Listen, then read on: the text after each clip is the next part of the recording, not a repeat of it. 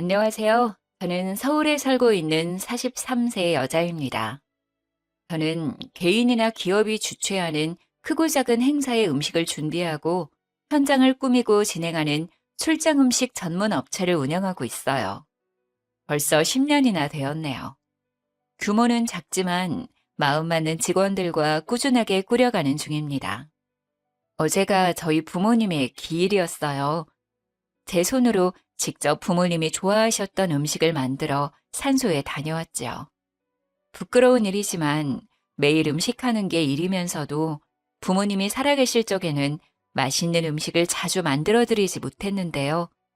자식이란 원래 이렇게 부모님이 돌아가시고서야 후회하게 되는 존재라고 하네요. 부모님이 돌아가신 지는 벌써 꽤 시간이 지났어요. 지금은 많이 덤덤해졌다고 생각하지만 아직도 부모님 기일 즈음에는 마음이 늘 쓸쓸해지네요. 오늘도 정신없는 하루를 보냈는데 집에 돌아오니 괜히 마음이 울적해서요. 오늘은 모르는 분들에게라도 제 이야기를 한번 해보고 싶어지네요. 저희 부모님은 두 분이 같은 날 돌아가셨어요. 두 분이 뉴질랜드에 여행을 가셨는데 관광 중에 버스가 전복되는 사고가 났어요. 하필 멀미 때문에 두 분이 버스 앞쪽에 타고 계셔서 버스 운전사와 저희 부모님 두 분이 그 자리에서 돌아가시게 되었어요. 생전에도 두 분은 사이가 참 좋으셨거든요. 그래서 하늘나라도 이렇게 같이 가셨네요. 외동딸인 저만 혼자 남겨두고 말이죠. 그래도 저에게는 부모님이 남겨주신 넉넉한 재산이 있고 10년을 해도 여전히 재미있고 설레는 제 일이 있어서 씩씩하게 잘 살아가고 있습니다. 그런데 왜 다들 저만 보면 얼른 결혼하라고들 할까요? 혹시 결혼하신 분들 행복하신가요? 결혼한 사람들 이야기 들어보면 행복한 것보다는 힘들고 불행한 이야기가 더 많던데 왜들 그렇게 결혼 하는지 모르겠어요. 사실 외로울 틈도 없지만 저는 아무리 외롭더라도 아무나 하고 결혼할 생각이 조금도 없어요. 저희 부모님도 그걸 원하시지 않더라고요. 그걸 어떻게 알았냐고요? 저도 하마터면 결혼할 뻔한 적이 있었거든요. 정말 큰일 날 뻔했는데 결혼 직전에 겨우 파혼할 수 있었어요. 그래서 저는 제 부모님이 도와주셨다고 믿고 있답니다. 제가 성공적으로 파혼한 이야기 한번 들어보시겠어요? 그 남자를 처음 만난 건 그의 학원 개업식에서였습니다. 서울 변두리 지역의 작은 동네였는데 학원이 그렇게 크지는 않았지만 그 동네에서는 가장 번듯한 학원이었어요. 그 학원의 젊은 원장이었어요. 서울대 출신의 키도 크고 선하고 반듯한 인상을 가진 누가 봐도 훈남이었어요.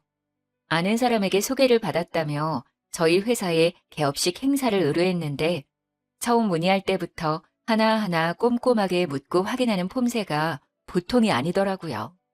그래서 저도 더 많이 신경 쓴 행사였죠. 저도 제일 하나는 아주 꼼꼼하고 야무지게 하거든요. 결국 개업식에 차린 저희 음식이 너무 정갈하고 맛있다는 칭찬을 많이 받고 장식도 세련되고 진행도 아주 만족스러웠다면서 여기저기 고객을 여러 명 소개해 주었어요. 사업하는 사람에게 그만큼 고마운 일은 없지요. 고마운 마음에 제가 먼저 전화를 걸어 저희 회사로 초대했어요. 제가 직접 요리를 해서 저녁을 대접하고 와인 한잔 하면서 오래 이야기를 나누게 되었죠. 진중하고 과묵한 줄로만 알았는데 술이 한두 잔 들어가니 주절주절 자기 이야기를 잘 하더라고요. 강사라서 그런가 말솜씨가 좋아서 시간 가는 줄 모르고 한참을 빠져들었어요. 그는 시골에서 자랐는데 어렸을 때부터 꽤 공부를 잘하고 용모도 반듯해서 온 동네의 유명 인사였나 보더라고요. 농어촌 특별 전형이긴 했지만 무려 서울대를 합격했을 때는 정말 동네 여기저기에 현수막도 걸리고 부모님이 동네 잔치도 크게 했대요. 대학 다니는 동안에는 과외며 학원 강사 일을 하며 학비와 생활비를 벌었대요. 그러다 보니 학원에서 아이들을 가르치는 게 가장 익숙하고 잘하는 일이 되어서 졸업하고도 학원 강사로 일하다가 10년 만에 자기 학원을 차린 모양이더라고요. 나이는 37살로 저보다 3살이 어렸어요. 결혼을 했었는데 성격 차이로 오래 살지 못하고 헤어졌다고 하고요. 저도 어린 나이가 아닌지라 이 남자 저 남자 만나보았지만 그 사람은 정말 그 나이 때 남자들 같지 않게 순수한 구석이 있었어요. 학교와 아르바이트밖에 안 해본 삶이라 식견이 좀 좁은 것 같기는 했지만 정말 성실하고 착실하게 살아왔더라고요. 처음에는 정말 누나 같은 마음으로 이런저런 신경을 써주었어요. 제가 먼저 사업을 해보았으니 사업에 대해 이것저것 물어볼 때마다 제가 실질적인 도움을 주곤 했어요. 급할 때는 돈을 조금 융통해주기도 했지만 셈이 흐린 사람이 아니어서 꼬박꼬박 잘 갚더라고요. 또 반찬 같은 것도 이따금 챙겨다 주고 지나가다 눈에 들어오는 게 있으면 서로 선물해 주기도 했어요. 그런 시간을 보내면서 서로가 좋아하게 되었지만 저는 결혼할 생각까지는 하지 않았어요. 오랜 시간 혼자였어서 혼자가 편하기도 하고 사업에 집중해서 더 키워보고 싶은 욕심이 더 컸어요. 주변을 보니 아무래도 결혼을 하면 제약이 많아지더라고요. 그런데 제가 결혼을 결심한 건 그가 정말 끈질기고 성실하게 프로포즈했기 때문이에요. 10번이나 찍는 도끼질에 못 이기는 척 그렇게 결혼을 약속하게 되었습니다. 서로 결혼하기로 하고 그의 부모님에게 처음으로 인사드리러 가게 되었어요. 그런데 그날은 저보다 그가 더 안절부절 못하고 긴장하더라고요. 부모님을 만나기 전부터 그가 유난히 말이 너무 많아지더군요. 자기야, 우리 부모님들 말이야. 정말 좋으신 분들이야. 그런데 시골 분들이라 말을 좀 세련되게 돌려 말할 줄 모르고 그냥 막 촌스럽게 말해. 나쁜 뜻은 없는데 처음에 들으면 좀 불편할 수도 있을 것 같아. 그래. 그런 분들 많이 만나봤어. 나 이해할 수 있어. 그리고 또 말이야. 어렸을 적부터 그분들은 나밖에 모르고 사셔서 내가 최고라고 생각하시는데 그게 사실 좀 심해. 그러니까 좀이 아니라 좀 많이. 그러니까 내 말은 아이고, 알았어, 알았어. 어째 나보다 자기가 더 긴장한 것 같은데? 자기야, 걱정하지 마. 내가 누군데 그래. 나는 사실 별로 걱정 안 돼. 내가 어른들한테 얼마나 인기가 있는데. 내가 잘하면 돼. 괜찮아.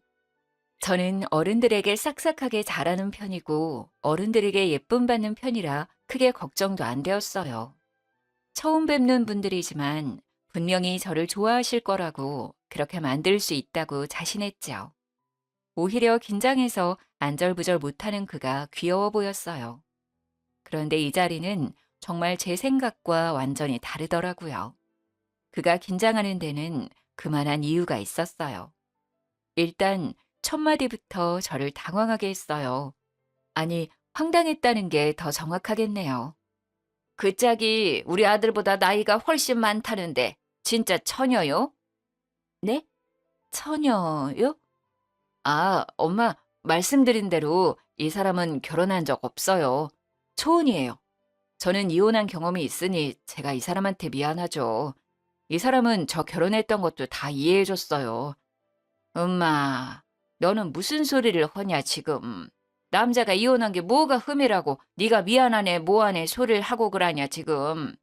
아니 요즘 같은 세상에 이혼이 뭐 대수냐? 꼬물 대는 애라도 딸려 있으면 또 몰라.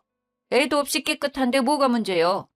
결혼이라고 뭐 십수년 살았던 것도 아니고 어쩌다가 여자 하나 잘못 만나서 잠깐 살다가 애도 없이 헤어졌는데 그걸 뭐 누가 흠을 잡는다니? 그걸 흠 잡는 사람은 아주 이상한 사람이요. 네, 어머니. 저도 이혼이 흠이라고 생각하지 않아요. 정말 조금도요. 괜찮아요. 그려, 뭐 그건 그렇고. 내가 암만 생각해도 좀 이상해서 말이요. 네? 뭐가요, 어머니?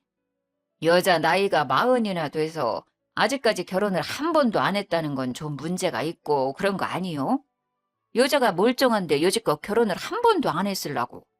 어디가 탈이 있어도 탈이 단단히 있겠지. 그러니까 결혼을 여지껏 안 한 거요? 아니면 못 한 거요? 제가 하고 싶은 공부하고 하고 싶은 사업도 하고 하다 보니 혼기를 놓쳤어요. 이제 와서 생각하면 우리 지호 씨 같이 좋은 사람 만나려고 그랬나 봐요. 제 딴에는 기분 좋으라고 애교 있게 한 말이었는데 도리어 콧방귀를 뀌더라고요. 뭐 하나 제 예상대로 흘러가질 않았어요.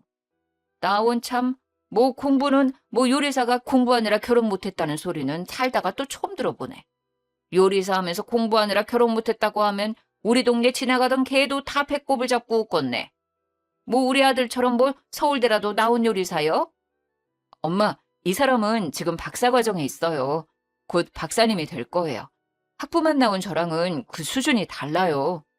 아이고, 뭐 요리사 박사요? 나 또 살다가 요리사가 박사라는 소리는 처음 들어봤네. 그럼 나도 요리 박사요. 일평생 내가 지은 밥이 얼만데. 박사는 내가 박사요. 밥 박사, 김치 박사. 요리 박사가 아니고 외식 경영이라고 쉽게 말해서 사장님이 되는 공부예요. 아, 요리사 박사인지 사장님 박사인지 그런 건 다 됐고 내가 지금 들어보니까 말 중에 바른 말은 딱 한 가지밖에 없네. 우리 아들 좋은 사람이라는 거. 내가 내 아들이어서 하는 말이 아니라 우리 아들 같은 남자가 세상에 어디가 있나 그래. 키 크지, 얼굴 잘났지, 공부도 잘해, 서울대까지 나왔어야. 지금은 무려 큰 학원의 원장 선생님이요, 원장 선생님. 나이 훨씬 많은 사람들이 원장님, 원장님 하면서 허리를 굽신굽신 한다니까? 말이야 바른 말이지. 이렇게 나이가 40이나 먹은 노처녀가, 그것도 요리사나 하는 여자가 서울대 나온 이런 잘난 남자를 언감생심 어떻게 만나냐고 그래. 아주 땡 잡았지. 조상이 나라를 구했지 아주. 그래. 그런데 그 짝은 뭐 무슨 일을 한다고? 아, 네. 출장 요리를 전문으로 하는 회사를 운영하고 있어요. 행사가 있을 때 음식도 준비하고 행사장도 꾸미고 현장에서 진행도 하고요. 직원이 한 10명 정도 되는데 서로 마음이 잘 맞아요.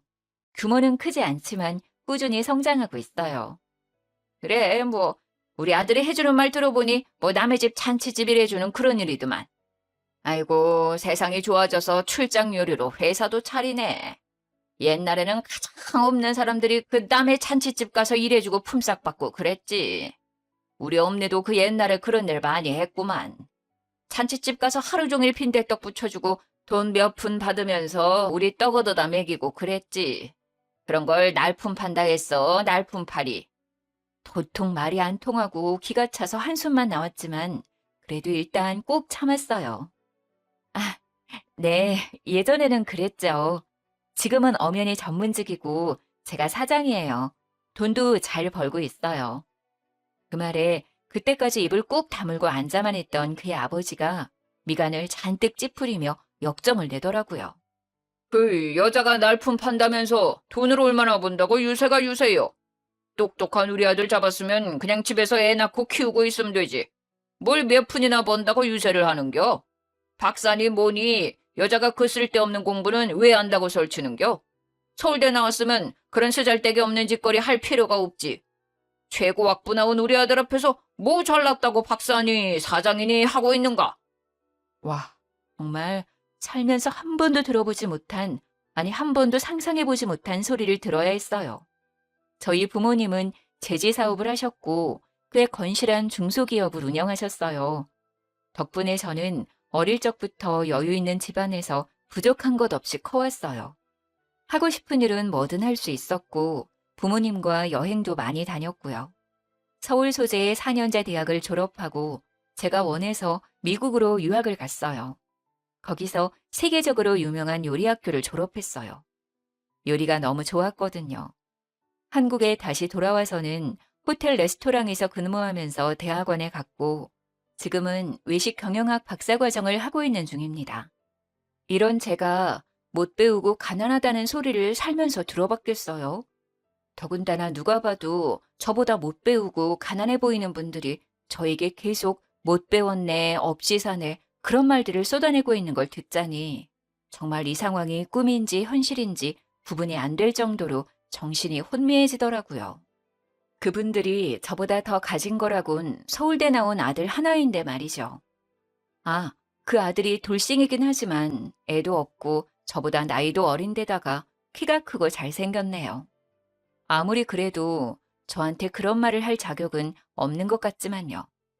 저도 어디 가서 할 말 못하고 당하는 스타일은 아닌데 남친의 부모님, 그것도 결혼을 약속한 사이라 예비 시부모님이라고 생각하니 뭔가 어렵긴 하더라고요. 또 너무 황당하고 너무 상식 밖이라 말문이 막히기도 했고요. 머리가 아프기도 하고 기가 막혀서 화가 나기도 하고 아무튼 엉망진창이었어요. 그래서 그 자리를 대충 마무리하고 일찍 일어났어요. 얼굴이 붉어진 채 식당을 나선 저를 그가 따라 나왔어요. 자기야, 그, 괜찮아? 우리 부모님이 좀 내가 얘기한 대로지? 아니, 자기가 얘기한 것보다 더 심하시더라.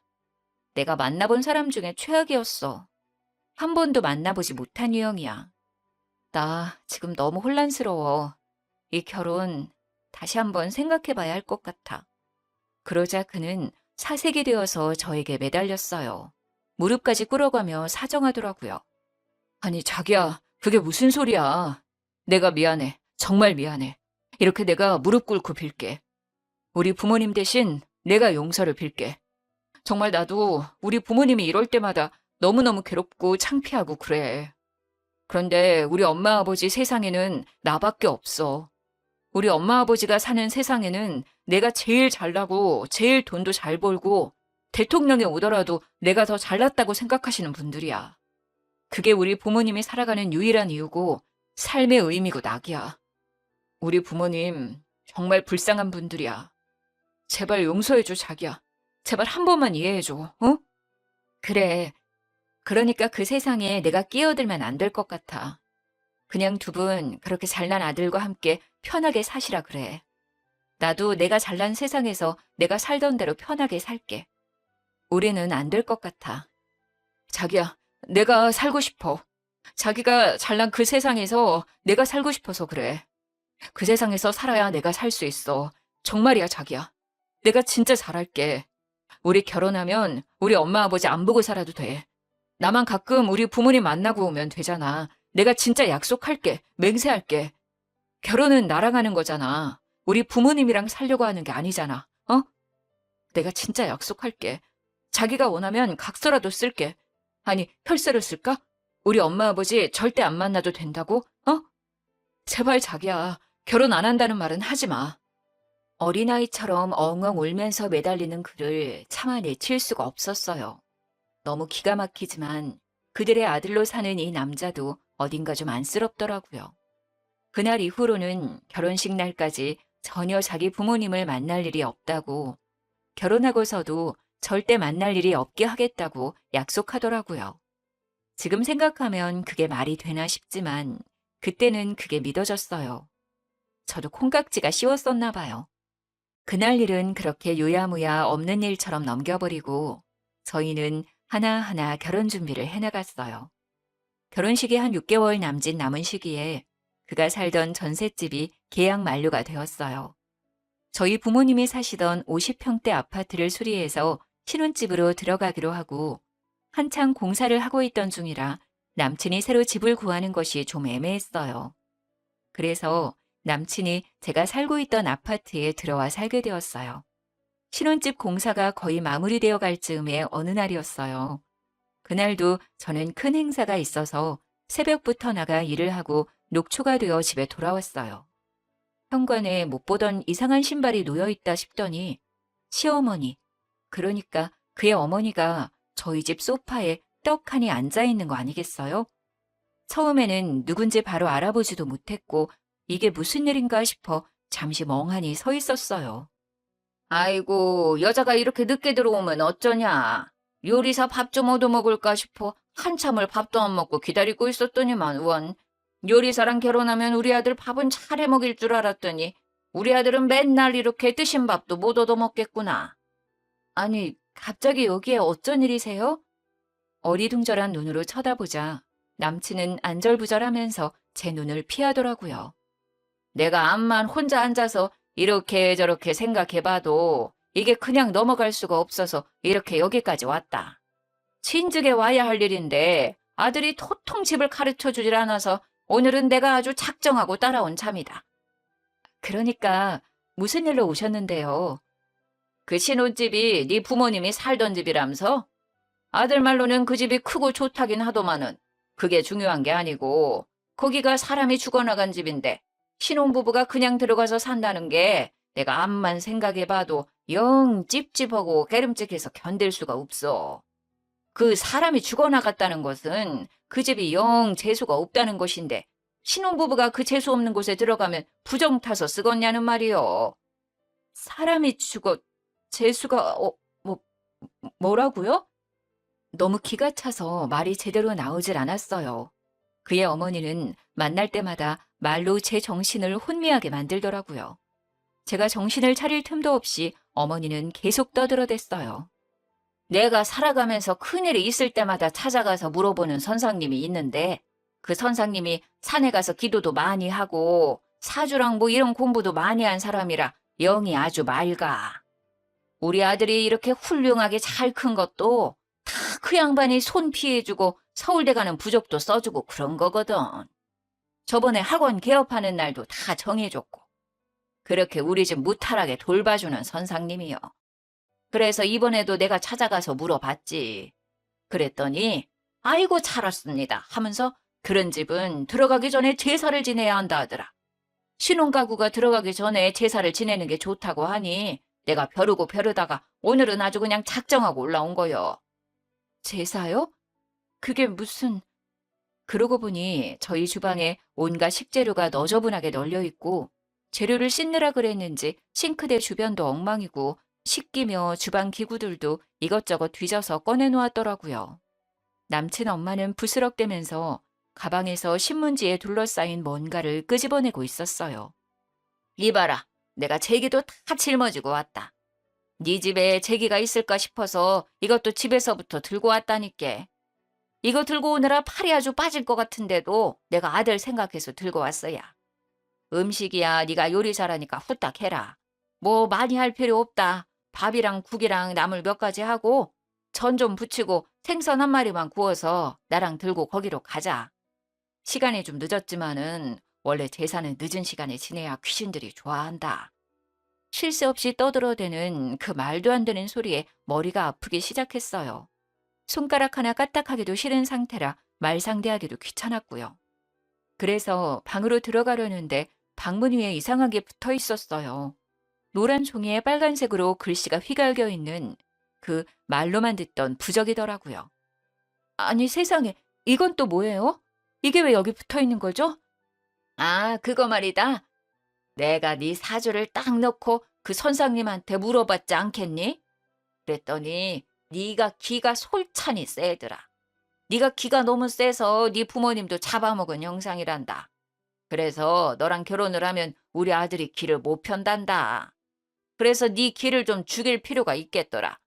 이거 아주 비싼 부적인데 내가 니들 좋으라고 수십 개를 써왔다는 거 아니냐. 이런 거 챙겨주는 사람이 없다. 엄마니까 챙겨주지. 집안을 둘러보니 방문 위에만 붙어있는 게 아니라 현관 위에도 하나, 중문 위에도 하나씩 떡하니 붙어 있었어요.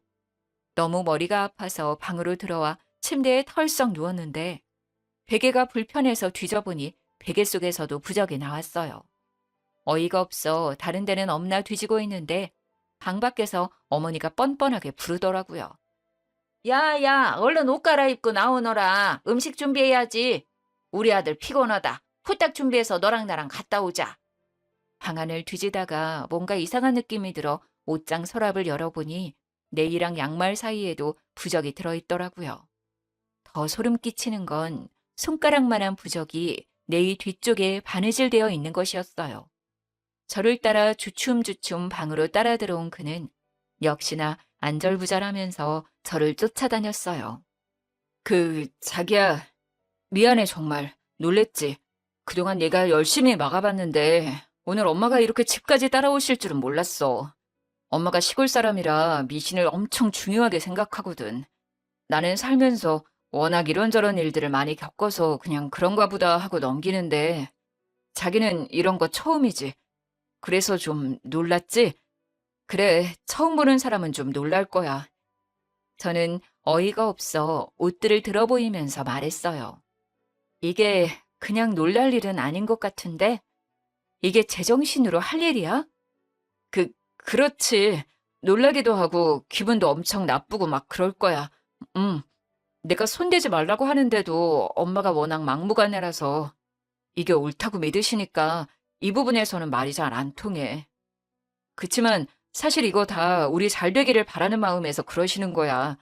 이게 좀 이상해 보이고 말이 안 되는 건 맞지만 엄마 마음을 봐주면 그냥 이해가 되기도 해. 그냥 자식 잘 되길 바라는 마음이야. 자기야, 진짜 그냥 한 번만 이해해주면 안 될까? 그냥 엄마 하자는 대로 한 번만 해주면 엄마 마음이 편해지고 그럼 모든 게 다 수월해져. 한 번만 우리 엄마 말 들어주면 내가 모든 걸 다 할게. 내가 죽을 때까지 자기한테 잘할게. 자기가 죽으라면 죽는 신용도 할게. 응? 응?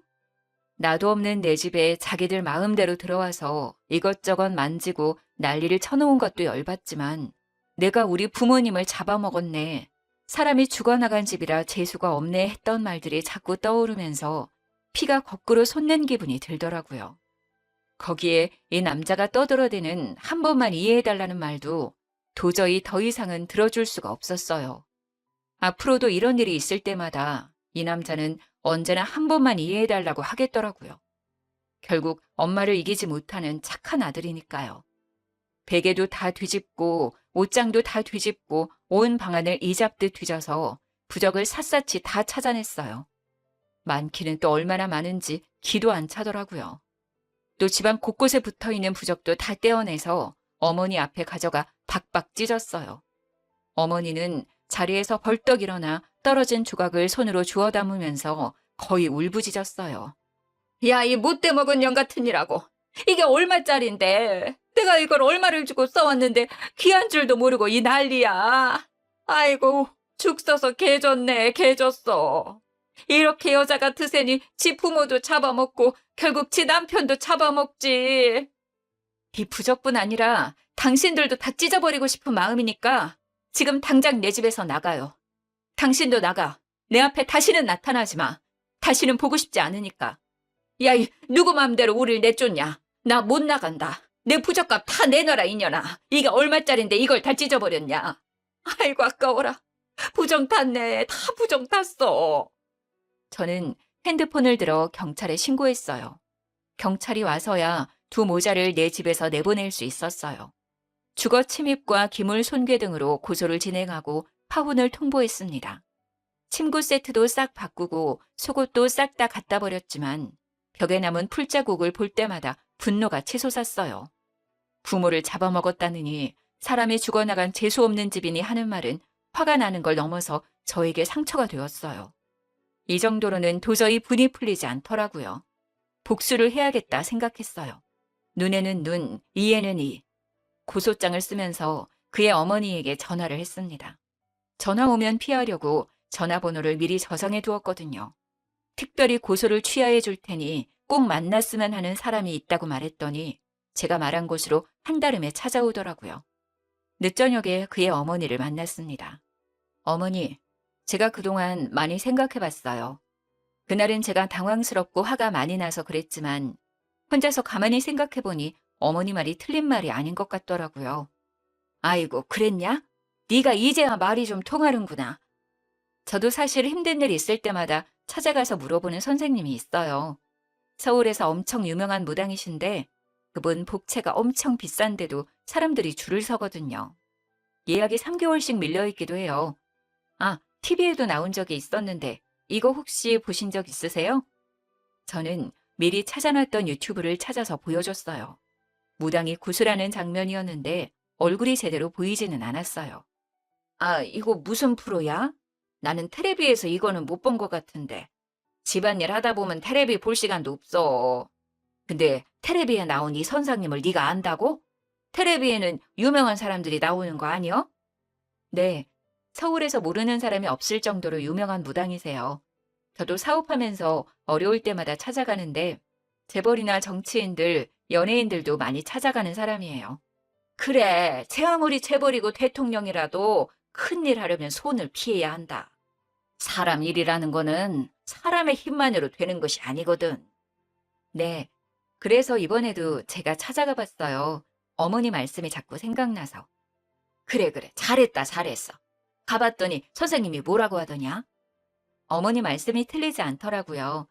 결혼하기 전에 객지에서 돌아가신 저희 부모님의 혼령을 달래드려야 하고 사돈 어른들께도 인사할 수 있게 해드리래요. 그러려면 시골집 마당에서 구슬하는 게 좋겠다고 하더라고요. 그래, 내 말 틀린 말 하나도 없다. 그런데 구슬한다고? 굿이야, 할 수 있으면 좋지. 그런데 그 굿이라는 게 한두 푼 드는 일이 아니라서. 돈은 전혀 걱정하지 마세요. 어머니는 그냥 집 마당만 내어주시면 돼요. 나머지는 다 제가 알아서 준비할 거예요. 저희 결혼을 위한 일이고 무엇보다 제 부모님 일이잖아요. 마당만 내어주시면 나머지는 제가 다 준비해서 선생님 모시고 내려갈게요. 아유, 그래. 마당 내주는 일이 무엇이 어렵겠니? 오늘 가서 마당에 지저분한 것들을 좀 치워야 쓰겄다. 아참, 그런데 어머니, 한 가지 꼭 지켜야 할 것이 있다고 해요. 저는 짐짓 소리를 낮추며 말했어요. 비밀이라도 말하는 것처럼요. 뭔데 그려? 지우 씨는 이 굿판에 있으면 절대 안 된대요. 지우 씨는 영혼이 너무 순수한 사람이라 굿판에 있으면 부정을 타서 앞으로 내내 재수 없을 거라고 하더라고요. 아이고, 그래, 그래. 그거 말이 된다. 우리 아들이 진짜 순백이다, 순백. 세상에 그렇게 순수한 사람이 없다. 그게 속이 피단결이라 잡귀들이 쉽게 볼 수 있지. 그건 말이 된다. 그런 일이 있으면 안 되지. 우리 아들이 어떤 아들인데 부정 타면 안 되지, 그럼. 네네. 그러니까 이건 저희끼리만 진행하는 거예요. 절대로 지호 씨에게 말하시면 안 돼요. 아버님한테도 잘 말씀해 주세요. 이건 지호 씨에게는 비밀이라고요. 그럼 내가 절대 말 안 할 것이요. 내가 여기다 작고를 꽉 채워버릴 것이요. 그리고 아들 아버지는 굿할 때 내보낼 거다. 남자들은 그런 일 할 때 옆에 있으면 방해가 되지 쓸모가 없어. 어차피 하루 종일 밭에 가서 일하는 양반이니 그 양반은 신경 쓸 것 없다. 그렇게 돌아와서 저는 제가 다니고 있던 학교에 연극영화과에 연락을 했죠. 배우를 몇 명 섭외하고 극작가의 도움을 받아서 시나리오도 짰어요. 의상과 소품도 준비하고 연습까지 하면서 아주 철저하게 준비했어요. 드디어 굿판을 벌리는 날이 되었어요. 굿판이 벌어진다고 하자 동네 사람들이 하나둘씩 모여들어 구경하더라고요. 풍악을 울리고 무당이 칼을 들고 춤을 추고 굿판이 절정에 이르렀을 때 무당의 눈빛이 변하면서 악이 흉내를 내기 시작했어요. 예전에 그와 이야기를 나누다가 그가 태어나기 전 막달이 다 되어 사산된 형이 있었다는 이야기를 들은 적이 있거든요. 그 이후로 한참 만에 그가 들어선 거라며 부모님이 더 애지중지 귀하게 키웠다고 했어요. 거기서 소재를 얻어 시나리오를 짠 거예요. 엄마, 나왔어. 나 기억하지? 엄마, 나 보고 싶었어? 나는 엄마가 너무 보고 싶었어. 엄마, 나 잊어버린 건 아니지? 엄마가 날 잊어버리면 안 되지. 내가 엄마 때문에 여기 있는데. 두 손을 연신 비벼가면서 기도를 하던 어머니는 갑자기 얼굴이 새하얗게 질려버렸어요. 엄마 조상들이 너무 나쁜 사람들이야. 너무 나쁜 짓을 많이 했어. 며느리 굶기고 때리고 구박하고 아기가 있는데도 일을 많이 시켜서 뱃속에서 죽은 아기들도 너무 많아. 엄마 젖을 못 먹어서 여기 온 아기도 봤어. 엄마, 그 사람들은 너무 죄를 많이 지어서 아직도 저승에서 벌 받고 있다. 나는 아기라서 거기 있지는 않아. 거긴 너무 무서워. 나는 거기 가기 싫어, 엄마. 그래도 나는 엄마 뱃속에 있는 동안 엄마 죄를 받아서 나도 좋은 곳에는 못 갔어. 엄마 죄가 많아서 나는 세상에 나오지도 못하고 여기로 왔어. 참, 엄마, 내 동생 어디 있어? 내 동생 몸에 들어가서 나도 세상에서 살아보고 싶어. 내 동생 어디 갔어? 안 돼야. 너 네 동생한테 그러지 말어. 걔는 여기 없어. 그러지 말어. 내가 빌게. 이렇게 빌게. 어머니는 사색이 되어서 두 손을 모아 싹싹 빌었어요. 엄마, 왜 나를 위해서는 기도도 안 했어? 나는 엄마 죄 받아서 세상에도 못 나왔는데 내 동생은 엄마 사랑 듬뿍 받고 잘 살았지. 나는 여기에 이렇게 와 있는데. 내가 이거 하나 알려줄까? 내 동생 결혼시키지 마. 엄마 죄가 많아서 동생이 결혼을 하면 애기도 안 생기고 여자는 엄마 때문에 또 도망갈 거야. 애를 낳으면 그 애가 또 엄마죄를 받게 되니까 애 낳으면 안 돼. 절대 안 돼. 시어머니는 얼굴이 벌개져서 연신 잘못했다고 빌었어요. 아이고, 잘못했어요. 잘못했습니다. 용서해 주세요, 천지신령님. 잘못했습니다. 제가 다 잘못했습니다. 아이고, 용서해 주세요, 천지신령님. 제가 잘못했습니다. 우리 아들 죄 주지 마세요. 동네 사람들은 그 모습을 보면서 수군대더라고요. 아이고야, 서울에서 유명한 무당이라더니 진짜 용한가벼. 그전에 며느리도 아들이랑 그렇게 둘 사이는 좋았는데 여기만 오면 그렇게 울고 싸우고 하다가 이혼했잖아. 애도 앵간히 안 들어선다고 그러더라고. 아이고, 그려. 그거 맞는 말이요. 그 양반한테 아들이 너무 귀하고 잘난 아들이잖아. 며느리한테는 좀 박했지. 그이도 참하고 이뻤는데. 에구, 조상이 죄가 많아 그랬구만. 아유, 저 조상도 며느리를 구박했다잖아. 집안 내력이구만. 하기사 그 시절에 며느리 구박 안 한 집이 어디 있겠냐마는 그 시절에 시집살이 고됐지. 시자 들어가서 나도 시금치 안 먹어. 저 무당 말하는 거 들어봐봐. 며느리 구박하면 저승 가서 벌 받는 데잖아. 아이고, 우리 시엄니도 저승 가서 고생 좀 하고 있겠네. 어이구, 호랭이 같은 양반. 그렇게 생전에 마음을 곱게 쓰야 저승 가서도 편한겨.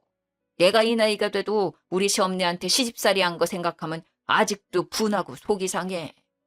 그래서 나는 며느리한테 엄청 잘해줄 건데 아직 며느리가 없어서 한이네. 우리 아들놈은 언제나 상가를 갈 건가 몰라. 나는 며느리 생기면 업고 살아야겠어. 그러면 저승 가서 좋은 데 갈 거 아니여. 그렇게 굿판이 끝나고 동네 사람들은 혀를 끌끌 차면서 뿔뿔이 흩어졌어요.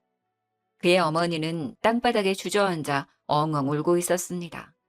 굿판이 다 정리되고 무당들 먼저 보내고 나서 저는 멍하니 앉아있는 그의 어머니에게 다가가서 말했습니다. 어머니, 이 결혼을 제가 다시 생각해 보려 했는데요. 이런 이야기를 들으니 너무 찝찝하고 깨름칙해서 그렇게 할 수가 없겠네요. 며느리가 죽어나가고 아기가 죽어나간 집이라 재수가 없어서요. 제가 이 집에 들어오면 부정 탈 것 같다고 저희 부모님이 걱정하시네요. 이 결혼은 없던 일로 하겠습니다. 저는 그 길로 뒤도 돌아보지 않고 제 차를 타고 올라왔어요. 아들에게는 정말 부정 탈까봐 이야기를 하지 않았는지 그가 따로 연락해 오진 않더라고요. 주거침입 구속건은 취하하지 않았습니다. 당연히 그들로부터의 전화도 피하고 메신저도 답하지 않았고요. 그가 몇 번 집으로 찾아오긴 했지만 그때마다 경찰을 불러 해결했어요. 찾아올수록 가중처벌이 된다는 말에 남친도 더 이상 찾아오지 못했습니다. 짧은 시간에 밀어닥친 일련의 모든 사건들에 저는 완전히 지쳐버렸어요. 저는 핸드폰 번호부터 바꾸고 살던 집은 부동산에 내놓아 세를 주었어요. 신혼집으로 하려던 아파트는 정이 많이 들었던 곳이라 마음이 아팠지만 이번 기회에 처분했습니다. 수리를 잘 해놓았더니 생각보다 좋은 값을 받게 되었네요. 벌려놓은 일만 잘 마무리하고 사업은 잠시 멈추었어요. 그리고는 부모님이 돌아가신 뉴질랜드에 가보았어요. 저는 앞으로 뉴질랜드는 죽을 때까지 가지 못할 거라고 생각했지만 어쩐지 부모님의 마지막 여정을 따라가 보고 싶더라고요. 부모님이 돌아가셨던 곳을 저도 돌아보고 부모님 사고가 났던 곳도 가서 주저앉아 펑펑 울기도 했어요. 그렇게 1년의 시간을 그곳에서 보내고 돌아왔네요. 앞만 보고 달려왔던 제 삶에도 잠깐의 달콤한 쉼표가 되어주었답니다. 뉴질랜드에서 곰곰이 생각해보니 결혼까지 결심할 땐 제가 충분히 그 사람을 사랑한다고 생각했지만 그건 사랑이 아니라 그에 대한 연민과 오지랖이었어요. 마치 누나처럼 보호자처럼 어리광 부리는 그 사람을 제가 돌보고 있었다는 것을 깨달았어요. 그의 부모님이 아니더라도 이 결혼은 잘못된 선택이었어요. 결혼은 동등한 지위의 성인이 서로에 대한 책임감을 갖고 시작해야 하는 일이니까요. 저는 그동안 세상에 혼자 남았다고 생각했지만 하늘에 계신 부모님이 늘 저를 지켜주고 있다는 생각이 들었어요. 그렇게 생각하니 다시 힘이 나더라고요. 1년 만에 한국에 돌아와 잠시 멈춰두었던 사업을 다시 시작했어요. 마침 코로나가 전 세계적으로 유행하면서 행사는 전면 중지되었지만 홈파티용 음식들을 기획해서 판매하다 보니 크게 흔들리지 않고 그 시간을 버틸 수가 있었어요. 이제 코로나가 끝나면서 조금씩 파티와 행사들이 시작되고 있네요. 그래서 요즘은 또 매우 바쁘게 일하고 있답니다. 하늘에서도 늘 함께 해주시는 우리 부모님, 저를 믿고 따라주는 우리 직원들, 저희 음식을 좋아하고 찾아주는 고객들, 나를 사랑해주는 친구들, 이렇게 좋은 사람들과 즐거운 시간을 함께 하는데도 시간이 모자라네요. 저 이렇게 멋지고 씩씩하게 잘 살고 있으니 결혼 같은 거 안 해도 되겠죠? 지금까지 제 사연 들어주셔서 감사합니다.